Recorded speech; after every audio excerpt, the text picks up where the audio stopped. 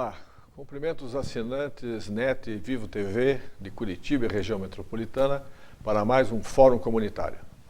Nosso programa Fórum Comunitário é de iniciativa e responsabilidade da CWB-TV, o canal comunitário de Curitiba e região. Com este programa, a CWB-TV visa criar um canal de comunicação com a sociedade civil. Temas de importância são tratados, especialmente aqueles que interessam à cidadania. Críticas e sugestões são muito bem-vindas e serão respondidas oportunamente. Agradeço todas as manifestações e os canais de comunicação são disponibilizados durante a nossa programação. Hoje recebemos em nossos estúdios, com grata satisfação, Silvana Prestes.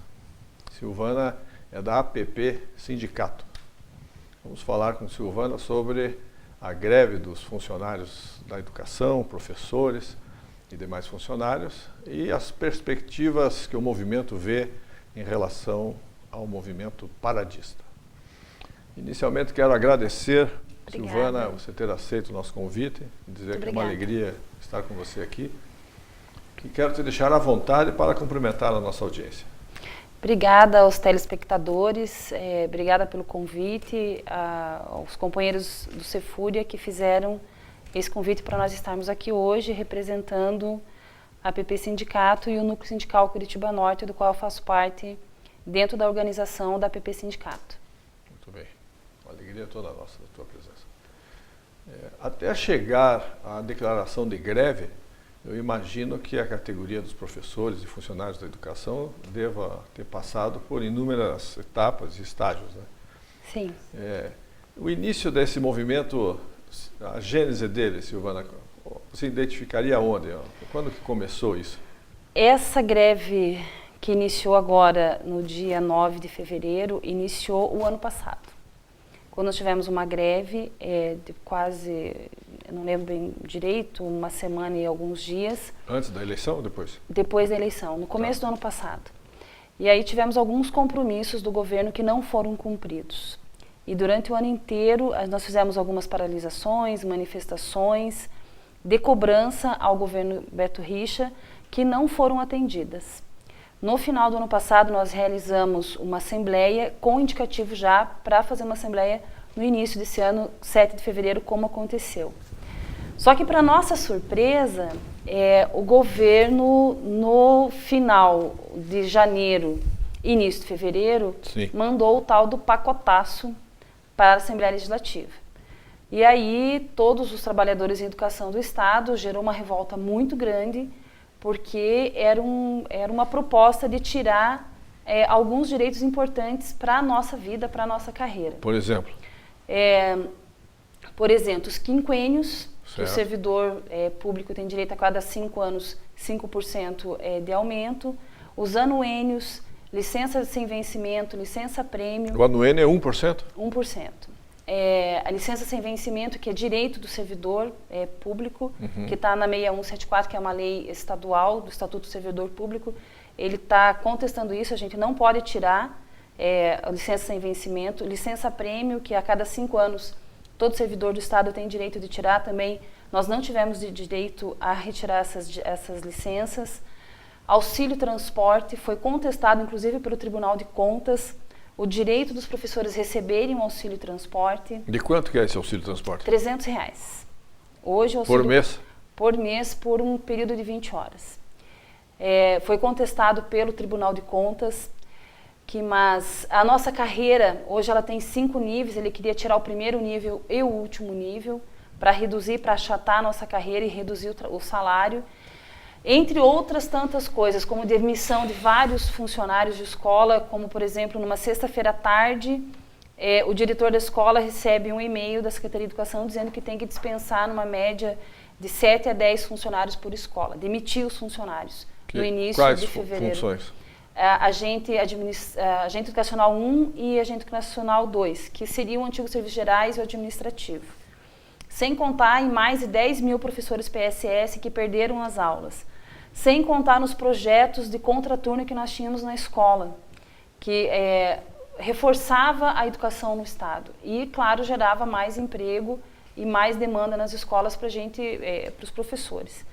Então, assim, foi uma medida muito drástica em cima da educação. Foi surpresa porque foi a categoria que se organizou e levou a proposta para a Assembleia quando aconteceu no dia 7 de fevereiro. Já estava decidido assim, vamos entrar em greve e não tem outra solução com relação a essa medida de austeridade em cima da educação do governo Beto Richa aqui no Paraná. Quer dizer, me chamou a atenção nessa lista aí de benefícios que o pacotaço pretendeu extinguir, o auxílio transporte de R$300 por mês. R$300 por mês. É esse auxílio que o Tribunal de Contas também estava contestando? E aí, para nossa surpresa, durante a greve sai a notícia que foi aprovado um auxílio de R$4.300 para os conselheiros do Tribunal de Contas. Ah, sim, claro. Imitando os juízes e os promotores. Né? E aí, junto com isso tudo, e é uma coisa, isso que eu falei, é com relação à educação específica, porque hoje nós temos, no Fórum de Servidores, 23 sindicatos e cada um desses sindicatos tem uma pauta específica. Certo. Mas o que unifica todo mundo é a questão da Paraná Previdência. E é aí que nós, trabalhadores do Estado do Paraná, não abrimos mão da retirada do dinheiro da Paraná Previdência. Qual é a proposta do governo Beto Richa? É de sequestrar esse dinheiro para pagar as contas. E nós não aceitamos. Então, hoje, durante o dia todo, ainda está reunido lá na PP Sindicato o Conselho Estadual de Base. Estamos debatendo todas as propostas e as contrapropostas do governo. Existem prazos para que aconteça um pagamento em março, maio, abril, junho. E isso tudo nós vamos avaliar numa assembleia que vai acontecer, mas já é unânime entre nós que a gente não aceita mais esses prazos muito longos, que nós queremos que as coisas sejam imediatas. Sim. E que no dinheiro da Paraná Previdência a gente não vai aceitar mexer. Podemos até abrir uma negociação, mas a nossa proposta é que venha uma contraproposta do governo para a PP Sindicato, para o Fórum de Servidores, ainda durante a greve. Entendi. Para nós que acompanhamos assim pela mídia o movimento de vocês, um fato que foi marcante para todos foi a tomada da Assembleia Legislativa, do prédio da Assembleia, né? Aquilo realmente foi, assim, uma amostra de força do movimento, né? Inclusive com policiais militares também evitando o confronto e entendendo que até eles serão prejudicados pelas medidas, né? E a partir dali eu vi que outras categorias também estaduais acabaram se mobilizando. Quais os outros efeitos que a tomada da Assembleia teve, Silvana? Então, teve uma medida importante que a gente conseguiu derrubar, foi a Comissão Geral, que acontece só no Estado do Paraná. Entendi. Que é um disparate. Isso acontecia só na época da ditadura militar e continua acontecendo aqui no nosso Estado, onde os deputados instalam a sessão geral e votam tudo sem passar por comissões, nem Comissão de Constituição e Justiça, nem Comissão de Educação, nem Comissão de Finanças, e aprovam ou não tudo de uma vez. Quando nós fomos na segunda-feira, dia 9, acompanhamos a votação na Assembleia Legislativa com muito protesto ainda da nossa categoria, essa comissão geral foi aprovada. No dia seguinte, na terça-feira, nós, com muita resistência da Assembleia Legislativa, nós entramos e quando vimos que não ia ter jeito mesmo, foi assim, ou a gente ocupa e para com isso e faz uma denúncia, era uma maneira de fazer uma denúncia para toda a sociedade brasileira e para todo o Brasil do que acontece no nosso Estado. Então, foi uma medida assim, praticamente de desespero, a gente tem que entrar e tem que parar com isso, porque é a vida dos trabalhadores do Estado do Paraná que está sendo votada aqui nesse momento. E aí foi uma medida de enfrentamento nesse sentido. No primeiro dia, que foi no dia 10, a primeira ocupação. Na segunda ocupação, foi quando foi instalada novamente a Comissão Geral. Certo. E os deputados entraram de camburão. Pois é, isso aí ficou para nossa surpresa e para vergonha deles, sim, né? Ficou ridículo, porque foi, eu estava lá, presenciei tudo, aquele camburão, os deputados saindo, escoltados pela polícia, entrando por uma grade que foi cerrada, escondido, para poder votar. E aí foi uma outra medida de desespero. A gente teve vários trabalhadores, movimentos sociais, outros servidores, um apoio muito grande da população, e aí eu já quero agradecer a todo mundo que tem apoiado, que está solidário com a nossa luta. A gente sabe que tem pessoas na rua, eu tenho andado esses últimos dias com essa camiseta da greve para identificar e para dizer só, nós estamos em luta, estamos fazendo a greve, e as pessoas passam na rua, cumprimentam, são solidárias. Eu ando de ônibus, dentro do ônibus as pessoas cumprimentam. Tem um sloganzinho, tô na luta também, que as pessoas tô na usam. luta, tô na greve, então tá muito bom de ver a solidariedade da população.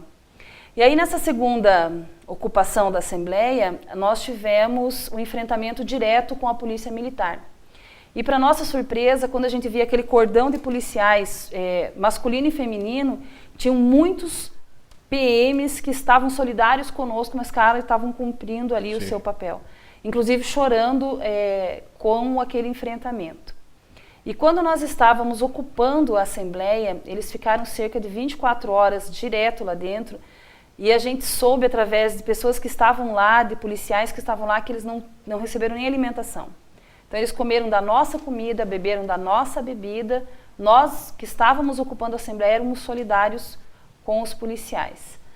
Isso tudo valeu a pena, claro, porque a gente conseguiu que esse pacotaço não fosse votado. Sim. Conseguimos abrir um diálogo com o governo que ainda não havia acontecido, abrimos as negociações aconteceram, por mais que não tenha sido exatamente o que a gente queria, mas iniciou-se um processo de negociação. Uhum. E a gente sabe que essa semana está pautada na Assembleia Legislativa a queda total dessa história de ter comissão geral aqui no nosso estado. Então todos os projetos de lei que forem encaminhados para a Assembleia Legislativa vão ter que passar pelas comissões, vão ter que ser julgados nas comissões, passar por uma ou duas sessões para depois serem aprovados. Entendi. E hoje, depois de quantos dias já de greve? Acho que é 21 ou 22 dias, já estou meio, Sim. acho que 22 dias. Depois de todos esses dias de greve, de lutas, qual é a expectativa de vocês para uma solução disso? Quais seriam as vantagens que até agora vocês estão vislumbrando? A nossa expectativa, por incrível que pareça, não é ter avanços. É a gente começar 2015 como nós terminamos 2014. Entendi, manter o que era. Manter o que a gente tinha. É uma greve para manter direitos. A gente não está pedindo aumento de salário, Entendi. não está com um aumento... Auxílio moradia. Auxílio moradia de pedindo? 4.300, a gente não está pedindo. Não tá pedindo. Nós queremos garantir o que a gente tem e que não se mexa na Paraná Previdência. Entendi. Se mantiver essa pauta, a greve encerra. Se mantiver, se vier uma proposta do governo, a demanda das escolas vai continuar, nós vamos recontratar os professores demitidos, vamos manter a carreira e não vamos mexer na Paraná Previdência, a gente encerra a greve. Entendi. É a nossa expectativa que o governo diga assim, olha, os trabalhadores em educação no estado do Paraná são valorosos, o governo assume que deu um passo em falso e nós vamos retomar o que nós tínhamos no final de 2014. O programa Fórum Comunitário é de iniciativa e responsabilidade da CWB-TV, o canal comunitário de Curitiba e região metropolitana. Com esse programa, visamos criar um canal de comunicação com a comunidade e a sociedade civil em geral. Hoje, em nossos estúdios, temos a grata satisfação de receber Silvana Prestes. Silvana é da APP Sindicato.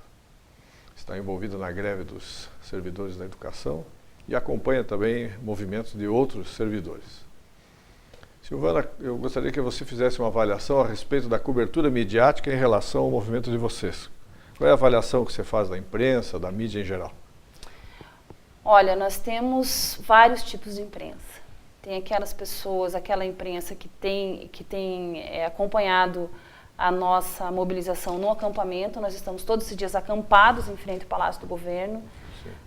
Temos tido coberturas ao vivo e têm sido muito boas. Uhum. Em contrapartida, tem outras que não são tão boas, que, claro, falam, defendem o governo, como semana passada, na sexta-feira, tinha uma rede de televisão anunciando o tempo inteiro que a greve dos professores acabou e segunda-feira retorna às aulas. Uhum. E aí, para nós, isso é um desserviço para a classe organizada dos servidores no estado do Paraná. Claro.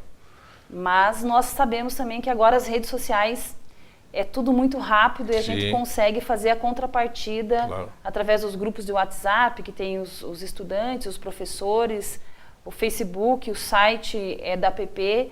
Então as pessoas confiam muito nos nossos meios de comunicação para buscar Claro. informações. Esses meios de comunicação alternativos, eles enfraquecem um pouco essa força da mídia oficial, né? Enfraquecem. Em greves passadas, a gente sabe que passava muito assim, o que passa na televisão é o que o telespectador está lá, é a única notícia que ele tem.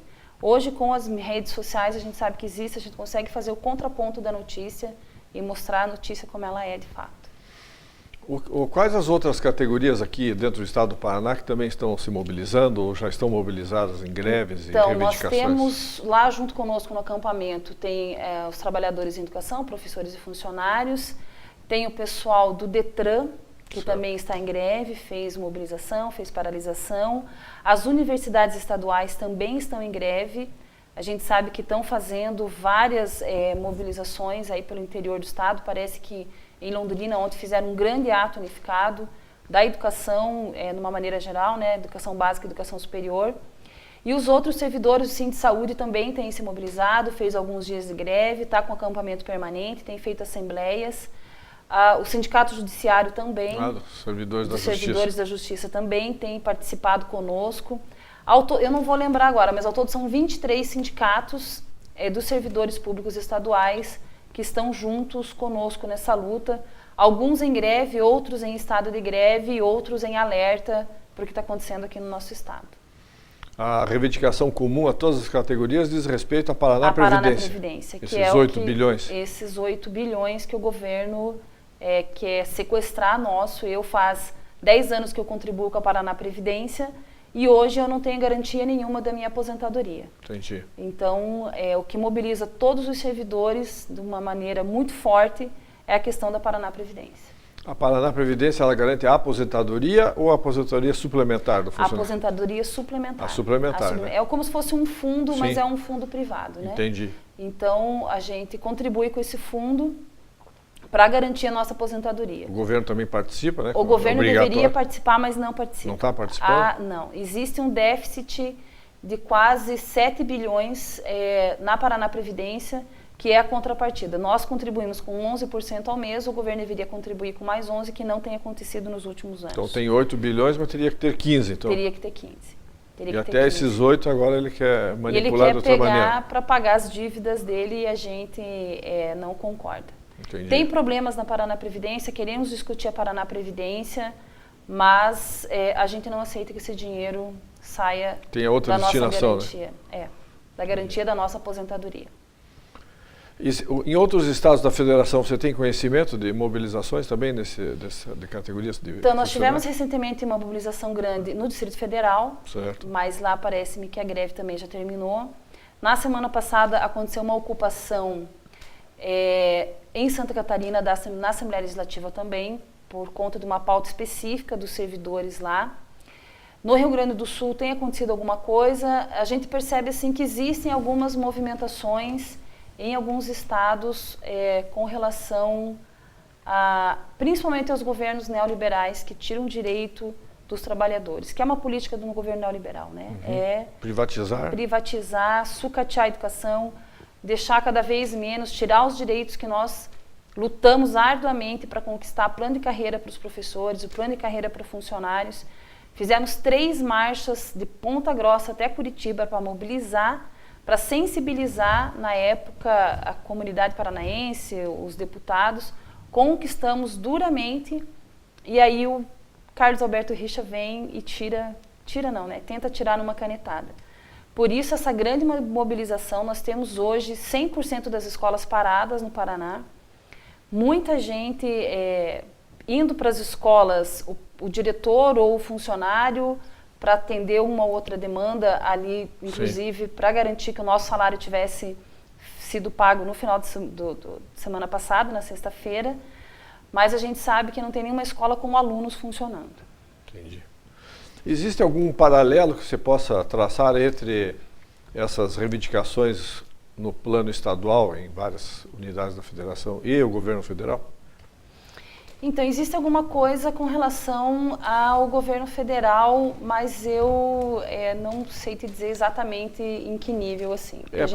Porque a gente tem conhecimento que eles, por exemplo, alteraram o seguro-desemprego, alteraram também o auxílio-doença do INSS, dobraram o prazo de 15 para 30 dias onde o empregador deve assumir, né, essa despesa.